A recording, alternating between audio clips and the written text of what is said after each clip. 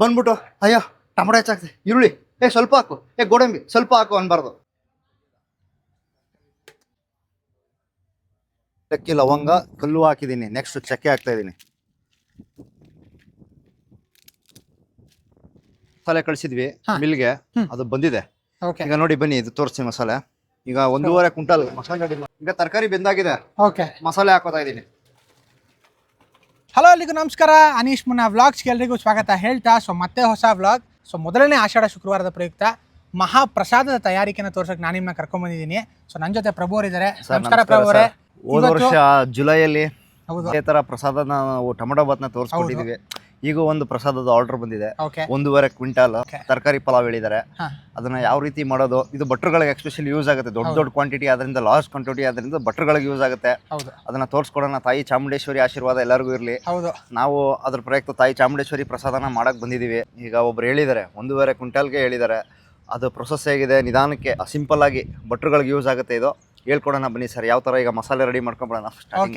So ಶುಕ್ರವಾರ ಅನ್ನೋಕ್ಕಿಂತ ಮೊದಲನೇ ಆಷಾಢ ಶುಕ್ರವಾರ. ಮೊದಲನೇ ಆಷಾಢ ಶುಕ್ರವಾರದ ಪ್ರಯುಕ್ತ ಒಂದು ಆಲ್ಮೋಸ್ಟ್ 1.5 ಕ್ವಿಂಟಲ್ ಅಷ್ಟು ಹೇಳಿದ್ರಿ. ತರಕಾರಿ ಬಾತ್ನ ಇವತ್ತು ಪ್ರಭು ಅವ್ರು ಮಾಡ್ತಾರಂತೆ. ಬನ್ನಿ ಆ ಪ್ರಾಸೆಸ್ ಹೇಗಿರುತ್ತೆ. ತಾಯಿ ಚಾಮುಂಡೇಶ್ವರಿ ಹೆಸರು ಹೇಳ್ತಾ ನಾವು ಆ ಪ್ರಸಾದ ತಯಾರಿಕೆಯಲ್ಲಿ ತೊಡ್ಕೊಳ್ಳೋಣ. ನಾನು ಆಲ್ಮೋಸ್ಟ್ ಇವಾಗ ಅವಾಗಲೇ ಹೇಳ್ದಂಗೆ ಬೆಳಗ್ಗೆ ಹೆಚ್ಚು ಕಡಿಮೆ 6 ಗಂಟೆ ಹತ್ತಿರ ಆಗಿದೆ. ಆಲ್ಮೋಸ್ಟ್ ಮೈಸೂರಲ್ಲಿ ಸ್ವಲ್ಪ ಮಳೆ, ಚಳಿ ವಾತಾವರಣ. ಪ್ರಭು ಅವ್ರು ಬರ್ತಾ ನಾವು ಅವರು ಮಾತಾಡ್ಕೊಂಡ್ ಬಂದ್ವಿ. ಆಷಾಢ ಅಂದ ತಕ್ಷಣ ಒಂದ್ ಹನಿ ಮಳೆ ಬಿದ್ದೇ ಬೀಳ್ಬೇಕು. ಲಾಸ್ಟ್ ಇಯರ್ ಹಂಗೆ ಆಗಿತ್ತು. ಲಾಸ್ಟ್ ಇಯರ್ ಅವ್ರು ಹೇಳ್ದಂಗೆ ಟೊಮೊಟೊ ಬಾತ್ ಮತ್ತೆ ಕೇಸರಿ ಬಾತ್ ನ ತೋರಿಸಿದ್ವಿ. ಅಂಡ್ ಈ ಸಲ ಇನ್ನೂ ಹ್ಯೂಜ್ ಕ್ವಾಂಟಿಟಿ. ಅದರ ಪ್ರಾಸೆಸ್ ಹೇಗಿರುತ್ತೆ. ಆಲ್ಮೋಸ್ಟ್ ಇವಾಗ ಇಂಗ್ರೀಡಿಯೆಂಟ್ಸ್ ಎಲ್ಲ ತೋರಿಸಿ ಈಗ ಮಸಾಲೆ ಫಸ್ಟ್ ಅದಕ್ಕೆ ಪ್ರಿಫರೆನ್ಸ್ 1.5 ಕ್ವಿಂಟಲ್ಗೆ ಏನಿದೆ ಅದನ್ನ ನಾವೀಗ ಮಸಾಲೆ ಹೇಗೆ ತಯಾರು ಮಾಡೋಣ ಸಿಂಪಲ್ ಆಗಿ ಹೇಳ್ಕೊಡೋಣ ಬನ್ನಿ ಸರ್. ಓಕೆ ಬನ್ನಿ, ಹಂಗಾರೆ ವಿಡಿಯೋ ಶುರು ಮಾಡೋಣ. ಅನಿಶ್ವರ ಈಗ 1.5 ಕ್ವಿಂಟಲ್ಗೆ ಮಸಾಲೆ ಏನಿದೆ ಅದನ್ನ ಸಿಂಪಲ್ ಆಗಿರೋದನ್ನ ತೋರಿಸ್ಕೊಡ್ತೀನಿ. ಜಾಸ್ತಿ ಐಟಮ್ ಏನಿಲ್ಲ. ಜಾಸ್ತಿ ಮಸಾಲೆ ಆದ್ರೆ ಮುಖ ಚಿಕ್ಕದಾಗುತ್ತೆ. ಕಮ್ಮಿಯಾಗಿ ಮಸಾಲೆ ಹಾಕೊಂಡು ಲೈಟ್ ಆಗಿ ತಿಂದ್ರೆ ಲೈಟ್ ಆಗಿರ್ಬೇಕು. ಬಾತು ಒಂಥರ ಫ್ರೇಗ್ರೆನ್ಸ್ ಚೆನ್ನಾಗಿ ಬರ್ಬೇಕು ಬಾಯಿಂದ. ಜಾಸ್ತಿ ಮಸಾಲೆ ಯೂಸ್ ಮಾಡ್ತಾ ಇಲ್ಲ. ಬನ್ನಿ 1.5 ಕ್ವಿಂಟಲ್ಗೆ ಏನ್ ಮಸಾಲೆ ಬೇಕು ಏನಿಲ್ಲ ಅನ್ಬಿಟ್ಟು ತೋರಿಸ್ತೀನಿ ಸರ್. ಮೊದಲಿಗೆ ಒಂದು 3 kg ಹಸಿಮೆಣಸಿಕಾಯಿ ತಗೊಂಡಿದ್ದೀನಿ. ಖಾರವಾಗಿರೋದು ಸಾಕು, ಖಾರ ಇಲ್ಲದೆ ಜಾಸ್ತಿ ಬೇಕಾಗುತ್ತೆ. 3 kg ತಗೊಂಡಿದ್ದೀನಿ. ಪುದೀನ, ಕೊತ್ತಂಬರಿ ಒಂದು 50 ಕಂತೆ ಕೊತ್ತಂಬರಿ, 50 ಕಂತೆ ಪುದೀನ. ಆಮೇಲೆ ಶುಂಠಿ, ತೆಂಗಿನಕಾಯಿ 30 ಕಾಯಿ ಹಚ್ಚಿಟ್ಕೊಬಿಟ್ಟಿದ್ದೀವಿ. ಆಮೇಲೆ ಮಸಾಲ ಐಟಮ್ಸ್ಗಳು ಚಕ್ಕೆ, ಏಲಕ್ಕಿ, ಲವಂಗ, ಕಲ್ಲು ಮೇಯ್ನ್ ಇದೆ. ಈ ಕಲ್ಲು ಅನ್ನೋದೇ ಬಾತ್ಗೆ ಟೇಸ್ಟ್ ಕೊಡೋದು. ಇನ್ನೊಂದಿದೆ ಬೆಳ್ಳುಳ್ಳಿ. ತೆಂಗಿನಕಾಯಿ ಹಾಕ್ತಾ ಇದ್ದೀನಿ. 30 ಕಾಯಿ ಏನಿದೆ ಹಚ್ಚಿಟ್ಬಿಟ್ಟಿದ್ದೀವಿ. ಶುಂಠಿ ಹಾಕ್ತಾ ಇದ್ದೀನಿ ಅನೀಶ್ ಅವರೇ. ಶುಂಠಿ ನಾವು ದೊಡ್ಡ ಕ್ವಾಂಟಿಟಿ ಅದರಿಂದ ಹಿಂದಿನ ದಿನ ಏನಿದೆ ಸಾಯಂಕಾಲ ಎಲ್ಲ ರೆಡಿ ಮಾಡಿ ಇಟ್ಕೊಂಡ್ಬಿಡ್ತೀವಿ, ಬೆಳಗ್ಗೆ ಬೇಗ ಆಗ್ಲಿ ಅಂದ್ಬಿಟ್ಟು. ಈಗ ಮಸಾಲೆ ಐಟಮ್ ಎಲ್ಲ ಬೆಳಗ್ಗೆ ಬಂದು ಎಲ್ಲ ರೆಡಿ ಮಾಡ್ಕೊಂಡ್ರೆ ಲೇಟ್ ಆಗ್ಬಿಡುತ್ತೆ. ಅದಕ್ಕೆ ನಾವು ಹಿಂದಿನ ದಿನ ಏನ್ ಮಾಡ್ಬೇಕು, ಬೆಳಗ್ಗೆ ನಾವು ಆರ್ಡರ್ ಕೊಡ್ಬೇಕಂದ್ರೆ ಹಿಂದಿನ ದಿನ ಸಾಯಂಕಾಲ ಎಲ್ಲ ರೆಡಿ ಮಾಡಿ ಇಟ್ಕೊ, ಹಚ್ಚಿ ಎಲ್ಲ ರೆಡಿ ಮಾಡಿ. ಈಗ 5 kg ಶುಂಠಿ ಹಾಕಿದ್ದೀನಿ, 30 ಕಾಯಿ ಹಾಕಿದ್ದೀನಿ, 5 kg ಬೆಳ್ಳುಳ್ಳಿ ಹಾಕ್ತಾ ಇದ್ದೀನಿ. ಇದಿಷ್ಟು ತರಕಾರಿ ಬಾತ್ಗೆ ನಾವು ರೆಡಿ ಮಾಡ್ತಾ ಇರೋದು. ನಾವ್ ಎಷ್ಟು ಮಸಾಲೆ ಕಮ್ಮಿ ಹಾಕ್ತೀವಿ ಅಷ್ಟು ಟೇಸ್ಟ್ ಬರುತ್ತೆ. ಎಲ್ಲ ಆಗಿದೆ. ಈಗ ಬೆಳ್ಳುಳ್ಳಿ, ಶುಂಠಿ, ಕಾಯಿ ಎಲ್ಲ 5 kg ಆಗಿದೆ. ಈಗ ನೆಕ್ಸ್ಟ್ ಒಂದು 3 kg ಹಸಿಮೆಣಸಿಕಾಯಿ ಹಾಕ್ತಾ ಇದ್ದೀನಿ. ಖಾರವಾಗಿರೋದು, ನಿಮ್ ಖಾರ ಜಾಸ್ತಿ ಬೇಕಂದ್ರೆ ಜಾಸ್ತಿ ಹಾಕೋಬಹುದು. ಇದು ಎಸ್ಪೆಷಲಿ ಭಟ್ರುಗಳಿಗೆ ಯೂಸ್ ಆಗುತ್ತೆ, ಮನೆಗೂ ಯೂಸ್ ಆಗುತ್ತೆ. ಲಾರ್ಜ್ ಕ್ವಾಂಟಿಟಿಯಿಂದ ಲಾರ್ಜ್ ಆಗಿ ತೋರಿಸ್ತೀವಿ. ನಿಮ್ಮ ಮನೆಗೆ ಎಷ್ಟು ಕ್ವಾಂಟಿಟಿ ಬೇಕು ಅಷ್ಟು ಕಮ್ಮಿ ಮಾಡ್ಕೊಳ್ಳಿ ಅಷ್ಟು. ಮೇಯ್ನು ಸೊಪ್ಪು, ಪುದೀನ, ಕೊತ್ತಂಬರಿ ಇವೆರಡೇ ಬಾತ್ಗೆ ಫ್ರೇಗ್ರೆನ್ಸ್ ಕೊಡೋದು.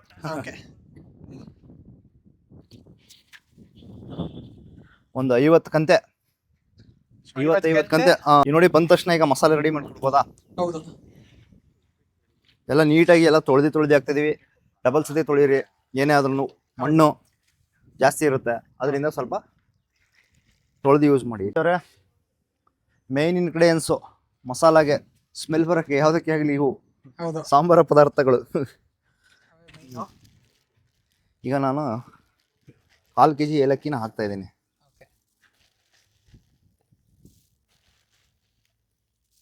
ಏಲಕ್ಕಿ ಹಾಕಾಯ್ತು. ನೆಕ್ಸ್ಟ್ ಲವಂಗ. ಮೇನು ಬಾತ್ಗೆ ಆಗಲಿ ಪಲಾವ್ಗೆ ಆಗಲಿ ನಾ ಯಾವಾಗಲೂ ಹೇಳೋದು ಒಂದೇ, ಕಲ್ಲು. ಇದೇ ಇಂಗ್ರೀಡಿಯೆಂಟ್ಸು ಫ್ಲೇವರ್ ಸಿಗೋದು. ಇದು ಬಿರಿಯಾನಿಗೂ ಹಾಕ್ತಾರೆ. ಏಲಕ್ಕಿ ಲವಂಗ ಕಲ್ಲು ಹಾಕಿದ್ದೀನಿ. ನೆಕ್ಸ್ಟ್ ಚಕ್ಕೆ ಹಾಕ್ತಾ ಇದ್ದೀನಿ.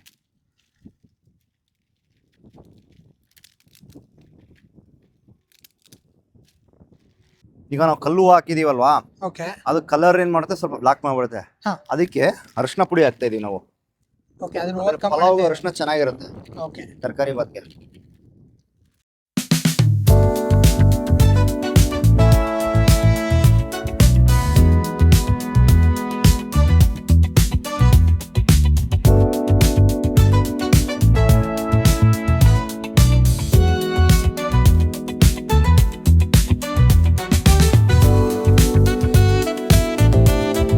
ಅನೀಶ್ ಅವರೇ, ಮಸಾಲೆ ಕಳಿಸಿದ್ವಿ ಹಾ. ಮಿಲ್ಗೆ, ಹ್ಮ್. ಅದು ಬಂದಿದೆ. ಓಕೆ ಈಗ ನೋಡಿ ಬನ್ನಿ, ಇದು ತೋರಿಸಿ ಮಸಾಲೆ. ಈಗ 1.5 ಕ್ವಿಂಟಲ್ ಮಸಾಲೆ ರೆಡಿ ಮಾಡಿದ್ವಲ್ಲ, ಓಹೋ ಈಗ ಬಂದಿದೆ. ಫೈನಲಿ ಹಾ. ಮಸಾಲೆ ರೆಡಿಯಾಗಿ ಬಂದಿದೆ. ಈ ಮಸಾಲೆ ಹೆಂಗಿರ್ಬೇಕಂದ್ರೆ ಮಿಲ್ಲಲ್ಲಿ ಓಕೆ ತರಿಯಾಗಿರ್ಬೇಕು, ಹಾ. ನೈಸ್ ಬಡ್ದು. ಓಕೆ ಫುಲ್ ನೈಸ್ ರುಬ್ತಾರೆ, ನೈಸ್ ರುಬ್ಬಾರ್ದು, ಹಾ. ತರಿಯಾಗಿರ್ಬೇಕು. ತರಿಯಾಗಿ ರುಬ್ಬಿಸ್ಕೊಂಡ್ ಬಂದಿದೆ. ಓಕೆ ಈಗ ಎಲ್ಲ ಮಸಾಲೆ ರೆಡಿ ಆಗಿದೆ.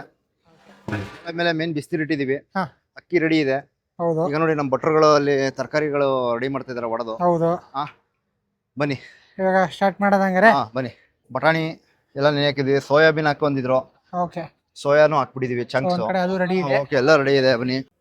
ಈಗ ಒಂದು 150 kg ಕ್ವಾಂಟಿಟಿ ಆದ್ರಿಂದ ಓಕೆ ನಾವು 3 ಭಾಗ ಮಾಡ್ಕೊಂಡಿದ್ವಿ. 50-50 kg. ಒಂದ್ ಹತ್ರ 150 kg ಪಾತ್ರನ ಯಾವ್ದು ಇಲ್ಲ ನಮ್ಮ ಹತ್ರ. ಓಕೆ ಚಿಕ್ಕದು 3 ಸ್ಪಿಟ್ ಮಾಡ್ಕೊಂಡಿದೀವಿ. ಎತ್ತೋದು ಕಷ್ಟ ಆಗುತ್ತೆ, ಓಕೆ ದಮ್ ತೆಗಿಬೇಕಾದ್ರೆಲ್ಲ. ಓಕೆ ಅದಕ್ಕೆ 55 kg 3 ಮಾಡ್ಕೊಬಿಟ್ಟಿದೀವಿ. ನೋಡಿ ಬಿಸ್ನೀರ್ ಯಾವಾಗಲೂ ರೆಡಿ ಇರಬೇಕು. ಓಕೆ ನೋಡ್ತಾ ಇದ್ದೀರಾ ನಿಶಾರ, ಹೌದು ಯಾವಾಗಲೂ ಏನಪ್ಪ ಮೇನ್ ಭಟ್ರುಗಳನ್ನ ಯಾವಾಗಲೂ ಹೇಳ್ತಿದ್ನಲ್ಲ, ಬಿಸಿನೀರ್ ರೆಡಿ ಇರಬೇಕು. ಬಿಸ್ನೀರ್ ರೆಡಿ ಇದ್ದಿದ್ರೆ ಅರ್ಧ ಗಂಟೆ ಒಂದೊಂದ್ ಅಡಿಗೆ ಪಟಾಪಟ್ ರೆಡಿ. ಹೌದು ಓಕೆ ಸೊ ಬನ್ನಿ ಹಂಗಾರೆ ಈಗ ಸ್ಟಾರ್ಟ್ ಮಾಡೋದಂಗ ಹೇಗಿದೆ ಪ್ರೊಸೆಸ್, ಇನ್ನು ತರಕಾರಿ ಹೇಗೆ ಬೇಯಿಸ್ಕೋಬೇಕು, ಓಕೆ ಎಷ್ಟು ಹಾಕೋಬೇಕು ಎಲ್ಲ ಸ್ಟಾರ್ಟ್ ಮಾಡೋಣ ಬನ್ನಿ. ಸೊ ನಾವು ಕ್ಯೂರಿಯಾಸಿಟಿ ಕಾಯ್ತಿದೀವಿ. ಹೌದು. ಸೊ ಒಂದ್ ಕಡೆ ಆಲ್ಮೋಸ್ಟ್ ಈ ಮಸಾಲೆ ರುಬ್ಬರೋ ಅಷ್ಟರಲ್ಲಿ ಹಾ. ಸೊ ಒಂದ್ ಗ್ಲಿಮ್ಸ್ ನಾನು ಹಾಕಿರ್ತೀನಿ. ಹೌದು. ಕೇಸರಿ ಬಾತ್ ರೆಡಿ ಆಯ್ತು. ಸೊ ಕೇಸರಿ ಬಾತ್ ಕೇಸರಿ ಬಾತ್ ಯಾವಾಗಲೂ ತೋರಿಸಿದೀನಿ. ಸೊ ಅದು ಸುಲಭ ಅಲ್ಲ. ಹೌದು, ಸೊ ಇಬ್ರು ಕೈ ಜನ ಕಂಟಿನ್ಯೂಸ್ ಆಗಿ ಹಾಕ್ಬೇಕಾದ್ರೆ ಹೌದು ಸ್ವಲ್ಪ ಯಾಮಾರದ ಕೈಯೇ ಸುಟ್ಟೋಗುತ್ತೆ. ಹೌದು ಸೊ ಈಗ ಹಂಗಾರೆ ಫೈನಲಿ ಈಗ ಫಸ್ಟ್ ಎಷ್ಟು ಕೆಜಿ ಮಾಡ್ಕೋತೀರಾ? ಈಗ ಫಸ್ಟ್ 50 kg ಮಾಡಿ 50 ಕೆಜಿ. ಸ್ಪೈಸಸ್ ನ ಆಡ್ ಮಾಡ್ಕೊತಾ ಇದೀನಿ. ಈಗ ನಾವು ಮಸಾಲೆಗೆ ಹಾಕಿದ್ವಿ ಅಲ್ವಾ ಓಕೆ ಸ್ಪೈಸಸ್, ಅದಾದ್ಮೇಲೆ ಒಗ್ಗರಣೆಗೆ ಸ್ವಲ್ಪ ಸ್ಪೈಸಸ್ ಹಾಕ್ಬೇಕು. ನೋಡಿ ಪಲಾವ್ ಎಲೆ, ಓಕೆ ಚಕ್ಕೆ, ಲವಂಗ, ಸೇಮ್ ಅಲ್ಲಿ ಏನ್ ತುಪ್ಪ ಕಳ್ಸಿದ್ರಿ ಹಾ, ಅದೇ ಸ್ವಲ್ಪ ಒಗ್ಗರಣೆ. ಎಲ್ಲ ಹಾಕೋತಾ ಇದೀನಿ. ಇವ್ರು ನಮ್ ದೊಡ್ಡ ಭಟ್ರು, ನಮ್ಗೆ ಎಡ್ ಕುಕ್ಕು ನಾವು ಕಲ್ಸ್ಕೊಟ್ಟಿದ್ದು. ಈಗ ಸ್ಪೈಸಸ್ ಹಾಕಿದೀವಿ. ಓಕೆ ಈಗ ನೆಕ್ಸ್ಟ್ ಈರುಳ್ಳಿ, ತರಕಾರಿ ಎಲ್ಲ ಹಾಕೋಬಿಡೋದು. ಹಾ ಗೋಡಂಬಿ. ಈಗ 50 kgಗೆ ಓಕೆ ಒಂದು 10 kg ಈರುಳ್ಳಿ ಹಾಕ್ತಾ ಇದೀನಿ. ಹಾ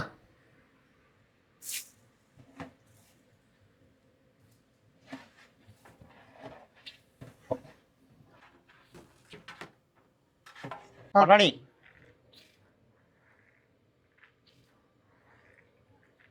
ನೆಕ್ಸ್ಟ್ ಅನೀಶ್ ಅವ್ರೆ ಓಕೆ ಬೀನಿಸ್ ಕಾಳು.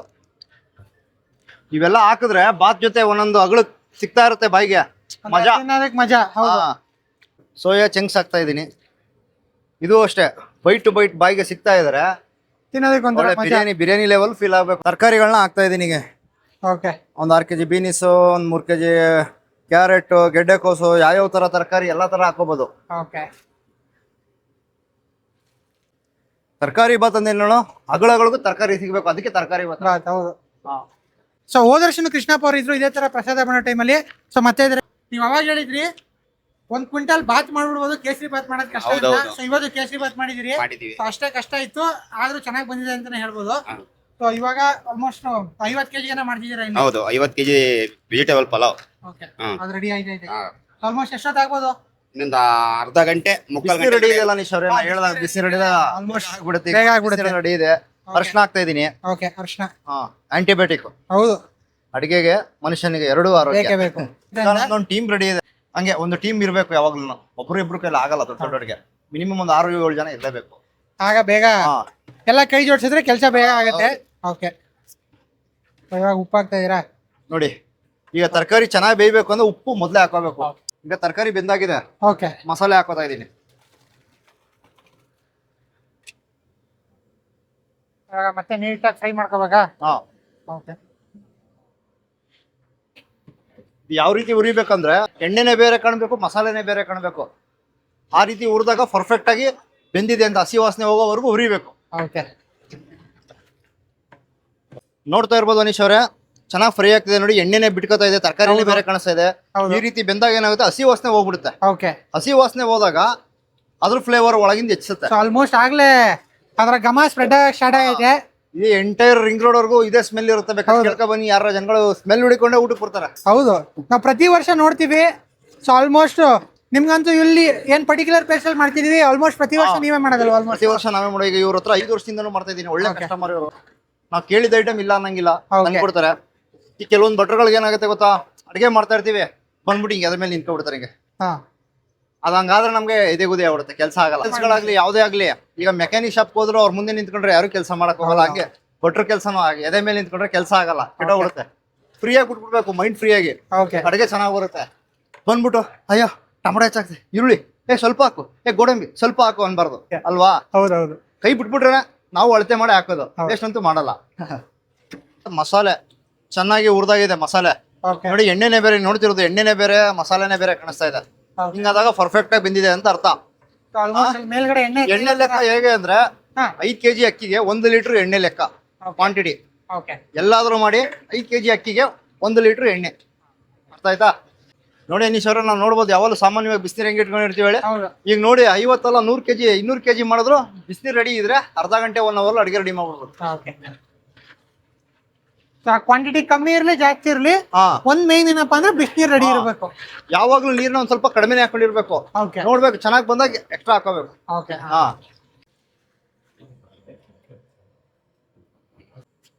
ಅನೀಶ್ ಅವ್ರೆ, ಅಕ್ಕಿ ಹಾಕಿದೀವಿ, ನೀರು ಅಕ್ಕಿ ಎಲ್ಲ ಅದಕ್ಕೆ ಅಳತೆ ತಕ್ಕಂತೆ ಹಾಕಿದೀವಿ. 1-2 ನೀರು ಯಾವಲ್ಲಿ ನಾವ್ ಏನ್ ತಗೊಂತೀವಿ ಅದರಿಂದ 1 to double ನೀರ್ ಇರ್ಬೇಕು. ಈಗ ಅಕ್ಕಿ ಚೆನ್ನಾಗಿದೆಯೋ ಇಲ್ವ ಅಂತ ಒಬ್ಬೊಬ್ರಿಗೆ ಕನ್ಫ್ಯೂಸ್ ಹೊಡಿತಿದೆ. ಅಕ್ಕಿ ಮೂಟೆ ಬಿಚ್ಚಿದ ತಕ್ಷಣ ಒಂದ್ ಸ್ವಲ್ಪ ರೆಡ್ ಕಾಣ್ಬೇಕು, ಅದು ಓಲ್ಡ್ ರೈಸ್ ಚೆನ್ನಾಗಿ ಬರುತ್ತೆ ಅಕ್ಕಿ. ಈಗ ನೋಡಿ ನೀರ್ಗೆ ಹಾಕಿದ್ಯಲ್ವಾ, ನೀರ್ಗೆ ಹಾಕ್ದಂಗೆ ಎತ್ತದಾಗ ಅಕ್ಕಿ ನೀಟಾಗಿ ಕಾಣುತ್ತೆ, ಎಲ್ಲೂ ಗಂಟು ಕಟ್ಕೊಂಡಿಲ್ಲ. ಚೆನ್ನಾಗಿಲ್ದೇ ಅದ್ರ ಅಕ್ಕಿ ಉಂಡುಂಡೆ ಬಂದ್ಬಿಡುತ್ತೆ, ಆಗ ಚೆನ್ನಾಗಿಲ್ಲ ಅಂತ ಅಕ್ಕಿ. ಇದು ಫೈನ್ ರೈಸ್ ನೋಡಿ ಎಷ್ಟು ನೀಟಾಗಿ ಕಾಣಿಸ್ತಾ ಇದೆ ಅಕ್ಕಿ. ಈ ತರ ಬಂದ ಅಕ್ಕಿ ಚೆನ್ನಾಗಿರುತ್ತೆ ಅಂತ ಅರ್ಥ. ಹಾಕಿ ದೊಡ್ಡ ಅಡಿಗೆ ಆಗಿರೋದ್ರಿಂದ ಎಲ್ಲಾ ಕಡೆ ತಿರಿಬೇಕು, ತಿರುಗಿಸ್ತಾನೆ ಇರ್ಬೇಕು, ಒಂದ್ ಕಡೆ ತಳ ಕೂರ್ಬಾರ್ದು. ಆಗ ಅನ್ನ ಚೆನ್ನಾಗಿ ಬರುತ್ತೆ. ಇಲ್ಲಾಂದ್ರೆ ತಳ ಹಿಡ್ಕೊಂಡು ಕಪ್ಪಾಗ್ಬಿಡುತ್ತೆ ಅನ್ನ. ತಿರುಗಿಸ್ತಾ ಇರ್ಬೇಕು ದಮ್ ಬರೋವರೆಗೂ. ದಮ್ ಆದ್ಮೇಲೆ ಲೋ ಫ್ಲೇಮ್ ಇಟ್ಬಿಟ್ಟು ಆಫ್ ಆಗ್ಬಿಡುತ್ತೆ. ಸೊ ನೀವೀಗ ಒಂದನ್ನು ಮುಗಿಸಿ ನೆಕ್ಸ್ಟ್ ಮತ್ತೆ ಇನ್ನೊಂದು 50 kg ಸ್ಟಾರ್ಟ್ ಮಾಡ್ತೀರಾ? 3 ಪಾತ್ರೆ 50 150 ಅನೀಶ್ವರಿ ಎಲ್ಲ ಮುಗ್ದಿದೆ. ಈಗ ಇದನ್ನ ಫೈನಲ್ ಆಗಿ ದಮ್ ಹಾಕ್ಬಿಡ್ಬೇಕು. ನೋಡಿ ಈಗ ಅನ್ನ ಪುಳಕ್ ಅಂತ ಇದೆ ಅಂದ್ರೆ ಇದು ನನ್ನ ಮುಚ್ಬಿಡಿ, ನಾನು ಅನ್ನ ಹಾಕ್ತೀನಿ ಒಂದು 10 ನಿಮಿಷ ಅಂತ ಇದೆ. ಮುಚ್ಬಿಡೋಣ ಈಗ. ಅನೀಶ್ವರ ಫುಲ್ ಎಲ್ಲ ಆಗೋಗಿದೆ ಪ್ರೊಸೆಸ್. ದಮ್ ತೆಗಿತಾ ಇದೀವಿ, ಮುಗೀತು ಇದು. ನೋಡಿ ಹೆಂಗ್ ಬಂದಿದೆ, ಕಡ್ಲೆಪುರಿ ಬಂದಂಗ್ ಬಂದಿದೆ. ಸ್ಮೆಲ್ 100 ಮನೆಗೆ ಉಂಟೋಗುತ್ತೆ. ಆಗ್ಲೇ ಬರಕ್ ಸ್ಟಾರ್ಟ್ ಆಗಿದೆ.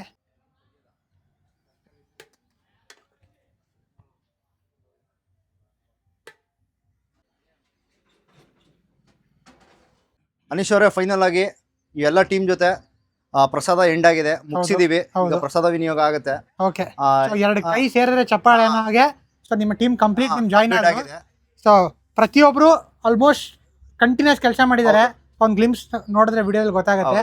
ಸೊ ಫೈನಲಿ ಎಲ್ಲ ಪ್ರಸಾದ ರೆಡಿ ಇದೆ, ಸೊ ನೋಡ್ಬೋದು. ಈಗ ಪ್ರಸಾದ ಹಂಚಕ್ ಹೋಗ್ತಾ ಇದಾರೆ. ಇನ್ನ 100 kg ಮಾಡ್ಬೇಕು. ಈಗ 50 kg ಆಗಿದೆ, ಇನ್ನ 100 kg ಮಾಡ್ಬೇಕು. ಇದೇ ಪ್ರೊಸೆಸ್, ಇದೇ ಮಸಾಲೆ ಸೇಮ್ ಸ್ಟಾರ್ಟ್ ಆಗಿದೆ. ಸೊ ಫೈನಲಿ ಪ್ರಭು ಅವರೇ, ಸೊ ಒಂದು ಮಹಾಪ್ರಸಾದ, ಅದು ಮೊದಲನೇ ಆಷಾಢ ಶುಕ್ರವಾರದಂದು. ಸೊ ಕಂಪ್ಲೀಟ್ ನಮ್ಮ ವೀಕ್ಷಕರಿಗೆ ತೋರಿಸ್ಕೊಟ್ಟಿದ್ದೀರಾ. ಈ ವಿಡಿಯೋ ನಿಮ್ಗೆ ಇಷ್ಟ ಆಯ್ತು ಅನ್ಕೋತೀನಿ. ಹಾಗೆ ಇಷ್ಟ ಆದರೆ ವಿಡಿಯೋನ ಲೈಕ್ ಮಾಡಿ, ಶೇರ್ ಮಾಡಿ, ಕಮೆಂಟ್ ಮಾಡಿ. ಹಾಗೆ ನೀವೇ ನನ್ನ ಚಾನಲ್ ಹೊಸ ನೋಡ್ತೀರಾ, ಮರೆದೇ ನನ್ನ ಚಾನಲ್ ಸಬ್ಸ್ಕ್ರೈಬ್ ಮಾಡ್ಕೊಳ್ಳಿ. Thank you.